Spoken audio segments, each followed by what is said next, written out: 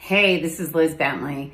And as we approach summer, I thought it might be a good time to talk about our habits around our phone. And from what I can see, myself included, many people struggle with creating really good habits around our phone. And let's face it, our phone's really important to us, right? Most of us do a lot of our business on our phone. It's where we respond to emails and texts and communicate with the outside world, with people near and people far. It's how we get our news. It's how we stay connected. But the reality is, for many people, it's become an appendage. It's on them all the time. And it's what the last thing they look at before they go to bed and the first thing they look at in the morning. And it's really become such a big part of our life to a negative, okay? And what I see as a negative, and why I think it's time to really start to think, especially as we go into summer and things might slow down a little and we may have a little more time and a little more freedom, that what I see is that it's become such a big distraction and people are really lose focus. They look at their phone when they're in meetings, when they're on the phone with other people. They get distracted from writing emails, from doing projects, constantly to look at that phone. And every time they get into that distraction, they lose connection, they lose listening skills, they lose problem solving skills, they lose their ability to get work done fast and more efficiently.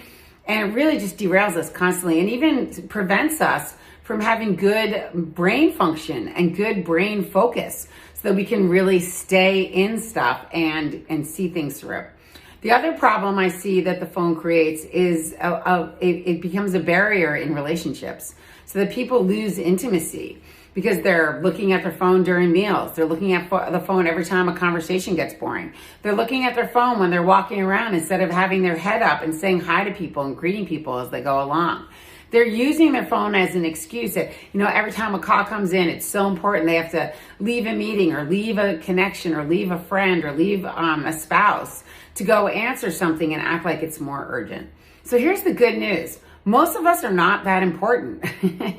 And most of the things that are coming through our phone can wait.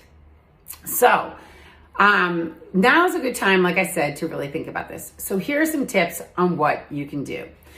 First tip, number one tip, is to make some rules around your phone, okay? And here's some ideas for it. Put the phone in your desk when you're on a phone call or when you're in a meeting so that you cannot see what's coming in. Put the phone in your bag or somewhere else when you're at a meal so that you cannot look at it. You cannot feel that vibration. Get it off your body so you can stay totally engaged. And even if this feels scary, practice it. Because think about it. If you can't have a meal with someone where you stay totally engaged in the conversation because you're worried about what's coming in on your phone, think about how much distraction you already have. So make some rules around that phone where you get it away from you so you can stay literally focused on who you're with. Okay, number two, count how many times a day you look at social media. Okay, just on a regular day, count how many times you look at that social media. And after that, then make segmented times that you will only look at social media during the day. So maybe once in the morning and once at night, and don't do it any more than that. Okay, after that, take down all of your alerts so that you're not getting constantly poked, because every time you get an alert, it pulls you to go look at it. And number four, get the phone off your body. Start going and doing errands without your phone on your body. Go into a restaurant and have dinner without your phone on your body. You can do it. You do not have to have your phone on your body all the time. Go for a hike, leave your phone at home. Go for a run, leave your phone at home. Just get used to leaving that phone behind every once in a while. You'll be fine. And last but not least, recognize that sometimes this phone issue is bigger than just the phone, okay? And don't be afraid to look at that. So, better phone habits going into the summer, and talk to you soon.